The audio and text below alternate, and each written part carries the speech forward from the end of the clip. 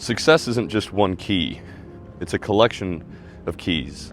And imagine holding a key ring that's full of possibilities. And each of those keys represents an aspect of your life. Relationships, career, health, and personal growth. And the challenge is figuring out which key unlocks the lock in front of you, that lock that's holding you back. There's a psychological concept called the Dunning-Kruger effect. And what it means is the more that we know, the more that we realize what we don't know, or how little we actually know. Because at first, sometimes we might feel like we have it all figured out.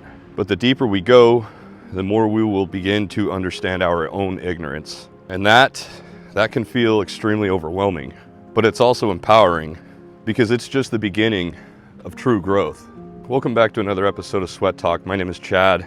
Today I'm going to share my thoughts on 10 keys to success. By the end, I hope you'll understand how to unlock those locks that are keeping you trapped. So the first key is the Dunning-Kruger effect. When you first start something, it's easy to believe that we know it all. But the more that we dig in, the more that we realize that we don't know shit. And that realization, it can lead you to imposter syndrome. And I talked about this a little bit in my video yesterday as well. And that's why I hate that phrase, fake it till you make it. Imposter syndrome is where you feel like you don't belong or you're not good enough.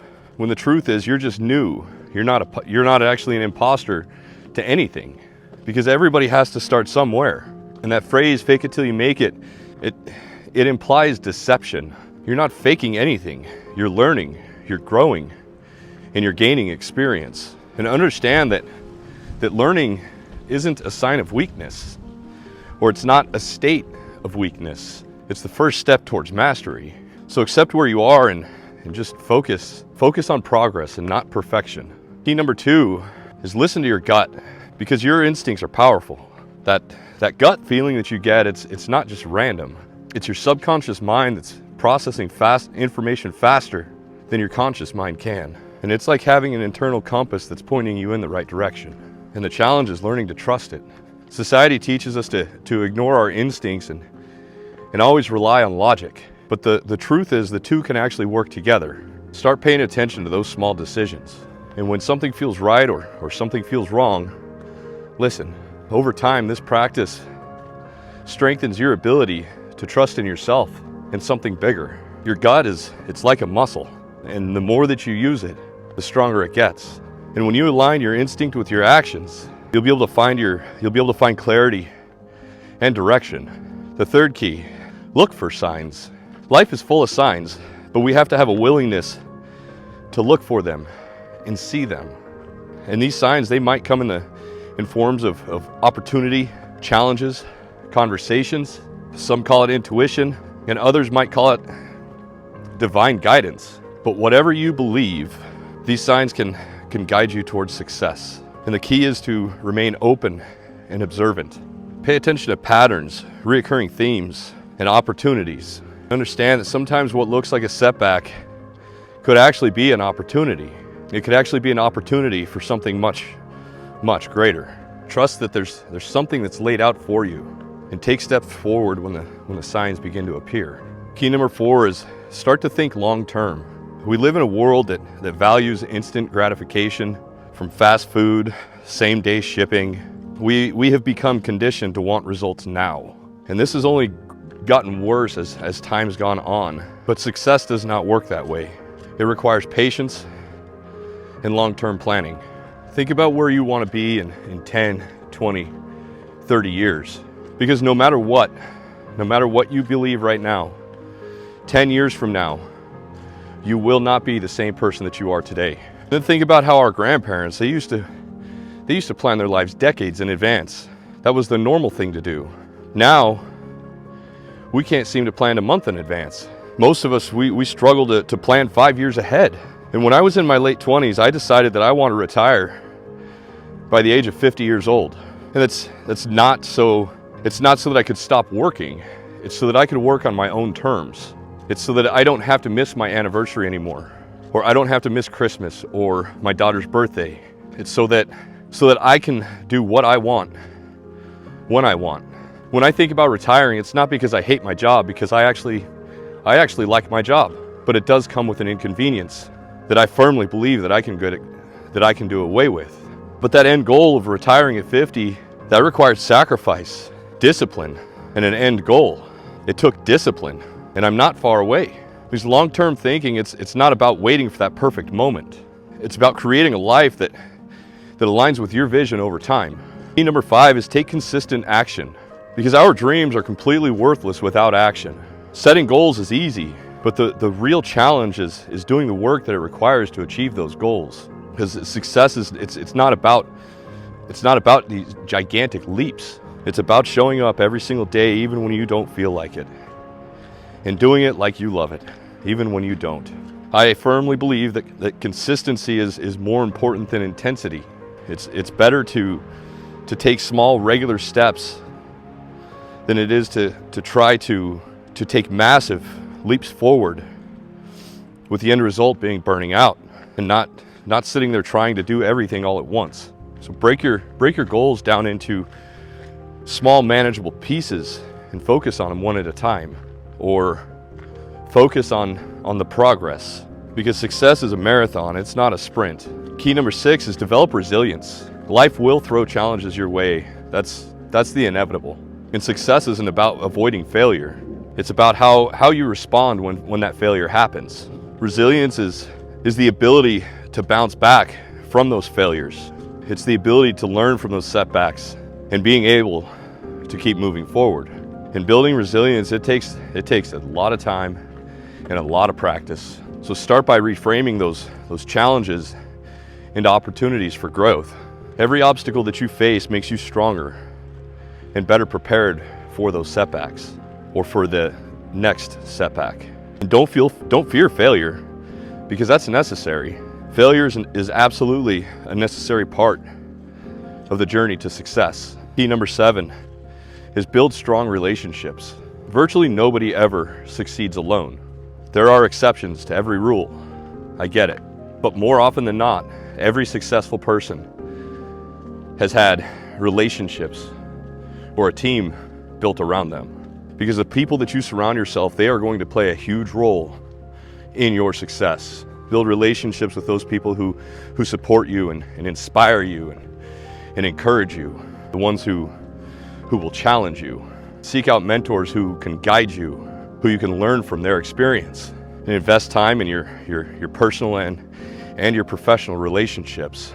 The quality of your relationships often determines the quality of your life. Key number 8, master self-discipline. Because self-discipline is the foundation for success. It's what allows you to make the right choices even when they're difficult. Whether it's sticking to a budget, waking up early, or saying no to those distractions, that self-discipline is what's going to keep you on track. So start by setting small, achievable goals. Each time you follow through, you build trust within yourself, and you're able to strengthen that discipline. Over time, these small results will compound into something massive. Key number 9 is you have to stay curious and teachable. Because the moment that you think that you know it all is the moment you stop growing. It's the moment that you stop learning. And success requires a mindset of constant learning. Stay curious and never stop seeking knowledge. Because that curiosity, it leads to innovation and growth. Read books, take courses, and surround yourself with those people who are going to challenge your thinking. The more you learn, the more teachable you are, the more opportunities you will discover. Key number 10, define success for yourself. Because success isn't about money or fame or what society tells us success is. It's about living a life that aligns with your values, a life that brings you fulfillment. Take time to reflect on what success actually means to you. Is it financial freedom? Is it a strong, healthy relationship or intimate relationship? Is it a sense of purpose? And once you find it, once you've made up your mind that that's it, let that decision guide you. You already have the keys to success. They're on your key ring and they're waiting for you to use them. It's not about having one perfect master key that opens everything, that unlocks everything. It's about knowing which ones to use when you need them.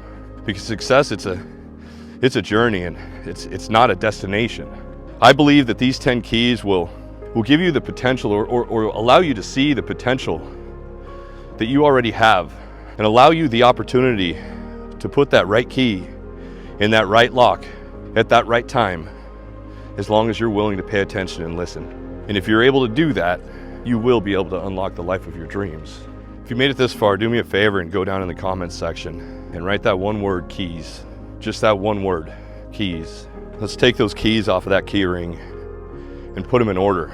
We need to get organized and figure out which key we need to unlock that door that's in front of us on our path. So that's all I got for now. I want to thank all of you guys for showing up. I want to thank you for all of your support and all of the kindness that you guys have been showing my family and I every single day. And I ask for those single word comments because some people, they don't know what to say. They want to say something. And I want everybody to be heard. I want everybody to feel like they can say something, and that this is a channel for growth and connection that's safe for everybody. And when these comments start getting into multiple paragraphs long, I'm running out of time, and I mean it, to read every one of those comments. And I'm doing my best, but I have thousands of comments every single day, and just replying to the comments itself is almost turning into a full-time job. I appreciate the support, and I appreciate all of the generosity, but one of the most powerful things that you can do is just leave a one-word comment. Just that one word, keys. And it's gonna help out me, it's gonna help the channel grow, it's going to help the algorithm push this content to more people, and it shows me who's in this with me, and who's actually able to stick around till the end, who hasn't allowed their attention span to be completely stolen from them. I want to thank you for those super thanks that you guys are sending me. Every day I'm getting more and more, and your generosity is blowing me away. And it's funny because people don't talk about the YouTube algorithm, and when the YouTube algorithm sees that people are donating money to somebody, or they're gifting money to somebody on their channel, I don't know if I'm allowed to talk about it or not, because nobody ever talks about it. But like every time I see one of those super thanks, every time I get one, there's a huge spike in the reach of these videos. I hope that makes sense. With that, I want to thank you for showing up. I hope you're showing up for yourselves, and I hope each and every one of you has a wonderful day. Peace.